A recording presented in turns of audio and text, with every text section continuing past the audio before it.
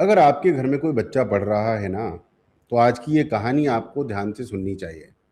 क्योंकि मामला सिर्फ दिल्ली में हुए एक प्रोटेस्ट का नहीं है। मामला ये है कि अगर कोई स्टूडेंट अपनी बात रखने सड़क पर गया और उसके ऊपर एफआईआर हो गई, तो क्या वो एफआईआर उसकी पूरी ज़िंदगी के पीछे पड़ जाएगी? और दूसरी तरफ अगर प्रोटेस्ट के नाम पर कोई वायलेंस करे, तो क्या वो ये बोल के बच जाएगा कि मैं स्टूडेंट हूँ, या उसे छोड़ दिया जाएगा? बस यही चल रहा है पूरा खेल सीजेपी प्रोटेस्ट के बाद। और अब ये जो फैसला है वो सड़क पर नहीं हो रहा है, वो सुप्रीम कोर्ट में हो रहा है। तो देखिए, इंपॉर्टेंट कुछ अपडेट्स हैं। 20 जुलाई को दिल्ली के जंतर मंतर पर स्टूडेंट्स का बड़ा प्रोटेस्ट हुआ। मुद्दा था एग्जामिनेशन और पेपर लीक। स्टूडेंट्स पार्लियामेंट की तरफ जाना चाहते थे। फिर पुलिस और स्टूडेंट्स के बीच टकराव हुआ। जो भी स्टूडेंट्स तो नहीं थे ज़्यादातर, आपको भी पता है, उनके बीच टकराव हुआ, पुलिस एक्शन हुआ, एफआईआर हुई, लोग घायल हुए। फिर मामला सुप्रीम कोर्ट चला गया और वहां से अब जो है असली कहानी शुरू हो रही है।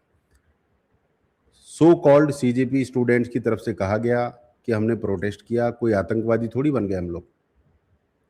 अगर एफआईआर लगा दी तो कल जॉब में प्रॉब्लम आ जाएगी, हायर स्टडीज़ में प्रॉब्लम आ जाएगी, करियर में प्रॉब्लम आ जाएगी, और ज़िंदगी भर एक केस का जो है ठप्पा लग जाएगा उनके ऊपर।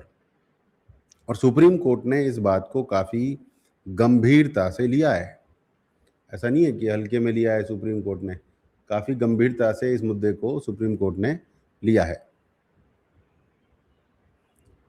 18 अगस्त की हियरिंग में कोर्ट ने साफ संकेत दिया कि जिन एफआईआर्स में कोई कंट्रोवर्सी नहीं है और जो साफ तौर पर स्टूडेंट से जुड़ी हैं, उनमें कोर्ट अपने आर्टिकल 142 वाले स्पेशल पावर्स का इस्तेमाल करके एफआईआर्स खत्म करने पर विचार कर सकता है। अब आर्टिकल 142 को भी देसी भाषा में समझ लेते हैं। ये सुप्रीम कोर्ट की एक ऐसी पावर है जिसका इस्तेमाल कोर्ट कंप्लीट जस्टिस के लिए कर सकता है। मतलब जहां कोर्ट को लगे कि इंसाफ पूरा करने के लिए एक्स्ट्रा ऑर्डिनरी कदम जरूरी है, वहां सुप्रीम कोर्ट स्पेशल ऑर्डर दे सकता है। लेकिन यहाँ एक बहुत बड़ा लेकिन है। कोर्ट ने ये नहीं कहा कि जो भी प्रोटेस्ट में था उसकी एफआईआर खत्म होगी। ऐसा नहीं कहा है, ना ही ऐसा कहना चाहिए। अगर किसी आदमी का पहले से सीरियस क्रिमिनल रिकॉर्ड है या प्रोटेस्ट में उसने कोई गंभीर अपराध किया, तो उसका मामला अलग रखा गया है। जो वहां स्टूडेंट नहीं थे उनका मामला अलग रखा गया है। जो इन्फ्लुएंसर्स वहां पैसे लेकर आए थे गाली देने, उनका मामला अलग रखा गया है। मतलब कोर्ट का लॉजिक सीधा है, स्टूडेंट होना कोई अपराध नहीं है, लेकिन स्टूडेंट होना क्राइम करने का लाइसेंस भी नहीं है। वैसे ज़्यादातर जो भी वहाँ छोटा-मोटा क्राइम हुआ है, उसमें स्टूडेंट इन्वॉल्व नहीं है। ये मेरा अपना दिल की बात है। वहाँ पर वही लोग इन्वॉल्व हैं जो राजनीति से प्रेरित हैं या जिनको पैसा दिया गया है, इन्फ्लुएंसर हैं, जो पढ़े-लिखे बिल्कुल भी नहीं हैं, जो मोदी को वहाँ गाली दे रहे थे, उल्टी-सीधी बातें कर रहे थे। समझ रहे हो ना मेरी बात? तो सुप्रीम कोर्ट ने ये बैलेंस बना के रखा है। अब बात करते हैं पुलिस की। स्टूडेंट्स की तरफ से आरोप है कि पुलिस ने ज़रूरत से ज़्यादा डंडा पेला। पुलिस का अपना कहना है कि सिचुएशन कंट्रोल करने के लिए जो जरूरी था वो किया गया, कम से कम किया गया, पर जरूरी था वो किया गया। अब यहां मेरा और आपका बैठकर फैसला करना बड़ा आसान है। वीडियो देखा पुलिस गलत, दूसरा वीडियो देखा स्टूडेंट्स गलत, फिर तीसरा वीडियो देखा नहीं भाई दोनों गलत। अरे इतनी जल्दी सुप्रीम कोर्ट भी फैसला नहीं करता है। इसलिए कोर्ट ने अब हाई पावर्ड कमेटी बनाने की बात कही है। इस कमेटी में रिटायर्ड जजेस और सीनियर पुलिस ऑफिशियल्स जैसे लोग भी होंगे। और कमेटी सिर्फ एक तरफ की कहानी नहीं देखेगी, पुलिस ने क्या किया, प्रोटेस्टर्स ने क्या किया, कहाँ फोर्स इस्तेमाल हुआ, किसके चोट लगी, सीसीटीवी में क्या है, वीडियो फुटेज क्या कहती है, सब देखा जाएगा, आराम से तसल्ली से देखा जाएगा। कोर्ट ने सीसीटीवी और वीडियो एविडेंस कमेटी को देने की बात भी कही है। और एक और गंभीर बात यह है कि फीमेल प्रोटेस्टर्स से जुड़े एलीज्ड सेक्सुअल असॉल्ट और ऑनलाइन हैरेसमेंट के आरोप भी कमेटी के सामने रखे जाएंगे। कोर्ट ने कहा जिसकी भी गलती होगी उसके लिए कोई एक्सक्यूज नहीं चलेगा।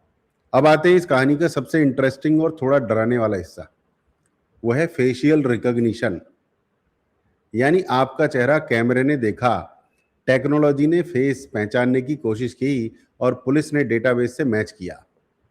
दिल्ली पुलिस ने सुप्रीम कोर्ट में कहा कि ये टेक्नोलॉजी हर पीसफुल प्रोटेस्टर्स की इनडिस्क्रिमिनेट सर्वेलेंस के लिए नहीं थी। पुलिस का कहना है कि सिस्टम का इस्तेमाल क्रिमिनल रिकॉर्ड्स वाले लोगों को आइडेंटिफाई करने के लिए किया गया। लेकिन अब सवाल उठ रहा है कि अगर मैं पीसफुल प्रोटेस्ट में खड़ा हूं तो क्या मेरा चेहरा भी पुलिस टेक्नोलॉजी स्कैन कर सकती है? यहां से प्राइवेसी का मामला आता है और कोर्ट इस कॉन्स्टिट्यूशनल क्वेश्चन को अलग से देख रहा है। ये अलग है, अलग रख दिया है, यानी रायता नहीं फैला रहा है, कोर्ट मिक्स नहीं कर रहा है। अभी सुप्रीम कोर्ट ने ये फाइनल फैसला नहीं दिया है कि प्रोटेस्ट साइट्स पर फेशियल रिकॉग्निशन पूरी तरह लीगल है या इलीगल है। मेरे हिसाब से तो लीगल है भैया। भाई कोई भी आके वहां पे बसड़ फैला सकता है, तो सामान्य लोग तो आएंगे ही कैमरे में। मंदिरों में घुसते हैं, वहां भी तो कैमरा लगा होता है, तो वहां प्राइवेसी का अचार डालने चली जाती है। प्राइवेसी तो कहीं भी, कहाँ क्या प्राइवेसी? आप जहां जा रहे हो, अपनी कॉलेज जा रहे हो, वहां आप कैमरे में हो, किसी कंपनी में जा रहे हो, वहां आप कैमरे में हो,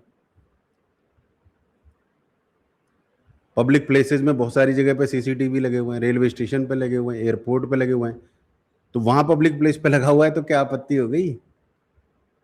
ये मामला अभी खुला हुआ है। इसलिए व्हाट्सएप यूनिवर्सिटी का सर्टिफिकेट मत बांटना कि सुप्रीम कोर्ट ने फेशियल रिकॉग्निशन इलीगल कर दिया है, नहीं किया है। और ये भी नहीं कहना है कि पुलिस को पूरा अधिकार है, वो भी फाइनल अभी नहीं हुआ है। अब जरा असली सवाल पर आते हैं, क्या स्टूडेंट को प्रोटेस्ट करने का अधिकार है? भैया, सबको है। पीसफुल प्रोटेस्ट और अपनी बात रखने का कॉन्स्टिट्यूशनल प्रोटेक्शन है। लेकिन इसका मतलब ये नहीं कि पब्लिक प्रॉपर्टी तोड़ दो, पुलिस पर हमला कर दो, उल्टी सीधी किसी को भी गालियां दो, वायलेंस करो और फिर बोलो मैं तो प्रोटेस्ट कर रहा था। प्रोटेस्ट नहीं कर रहे थे तुम अराजकता और आतंकवाद फैला रहे थे। डेमोक्रेसी में राइट्स हैं तो जिम्मेदारियां भी हैं। और दूसरी तरफ पुलिस को लॉ एंड ऑर्डर मेंटेन करना है, बिल्कुल करना है भाई। लेकिन पुलिस को भी अनलिमिटेड पावर नहीं मिली है। अगर फोर्स जरूरत से ज़्यादा इस्तेमाल हुआ तो उसकी भी जांच होनी चाहिए। और यही शायद इस पूरे मामले की सबसे बड़ी बात है। स्टूडेंट हो तो कानून से ऊपर नहीं, पुलिस हो तो कानून से ऊपर नहीं, गवर्नमेंट हो तो भी कानून से ऊपर नहीं, सबके ऊपर संविधान लागू होता है। अब 19 अगस्त तक की स्थिति को एक लाइन में समझ लो। सुप्रीम कोर्ट स्टूडेंट्स के फ्यूचर को ध्यान में रखते हुए कुछ स्टूडेंट रिलेटेड एफआईआर्स को आर्टिकल 142 के तहत खत्म करने की दिशा में कदम बढ़ा रहा है। सीरियस क्रिमिनल बैकग्राउंड वाले लोगों को कोई रिलीफ नहीं मिल रही है अभी, उन्हें साइड में रखा गया है। पुलिस एक्शन की जांच भी हो रही है, उसके लिए अलग कमेटी बनाई गई है। सीसीटीवी और वीडियोस देखे जा रहे हैं और फेशियल रिकॉग्निशन तथा प्राइवेसी का कॉन्स्टिट्यूशनल सवाल भी सुप्रीम कोर्ट के सामने है, वो अलग डब्बे में है। तो मेरी नज़र में इस पूरी कहानी को स्टूडेंट्स जीत गए या पुलिस हार गई वाली कहानी बनाना बेवकूफ़ी होगी। असल सवाल इससे बड़ा है, क्या पीसफुल डिसेंट की जगह लोकतंत्र में बची रहेगी? ये अपने आप में एक बहुत बड़ा सवाल है। ये मुझे भी चिंतित कर रहा है कि क्या हम अपनी जो है असहमति दिखा सकते हैं? क्या हम अपनी बात उठा सकते हैं? क्या हम सवाल पूछ सकते हैं? तो ये सवाल बहुत बड़ा है, क्योंकि पिछले दिनों से सोशल मीडिया पर पोस्ट हटाई जा रही हैं, डिलीट हो रही हैं, हिडन की जा रही हैं, रिस्ट्रिक्ट की जा रही हैं, बहुत ही नॉर्मल पोस्ट। और साथ में क्या प्रोटेस्ट के नाम पर वायलेंस करने वालों पर एक्शन होगा? दोनों का जवाब हाँ होना चाहिए। लेकिन लोकतंत्र का मतलब ये नहीं है कि आपकी बात हमेशा सही है। लोकतंत्र का मतलब है आपको अपनी बात कहने का हक है और सामने वाले को आपकी बात से असहमत होने का भी हक है। ये बहुत इंपॉर्टेंट है समझना। और दोनों तरफ कानून नहीं टूटना चाहिए, और अगर कानून टूटा है तो जांच सबूत के आधार से होनी चाहिए, भीड़ के हल्ला से नहीं। आजकल तो भाई एक 20 सेकंड की वीडियो आती है और लोग उसी में जज भी बन जाते हैं, लॉयर भी बन जाते हैं और फैसला भी सुना देते हैं। थोड़ा रुकिए, इस बार सुप्रीम कोर्ट को पूरा मामला देखने दीजिए, क्योंकि ये सिर्फ आज के स्टूडेंट्स का मामला नहीं है। कल आपका बच्चा भी सड़क पर अपनी बात रखने जा सकता है। समझ रहे हैं आप? तो इस पूरे मामले में आपकी राय क्या है वो कमेंट करके बताइए। लेकिन एक सवाल है हमारा कि पहले आप फैक्ट्स को देखिए फिर फैसला सुनाइए, क्योंकि आजकल ओपिनियन बहुत सस्ता है। लेकिन सही इंफॉर्मेशन वो बहुत महंगी है। आप सुन रहे थे सुनील चौधरी। मिलते हैं अगले वीडियो में। नमस्कार।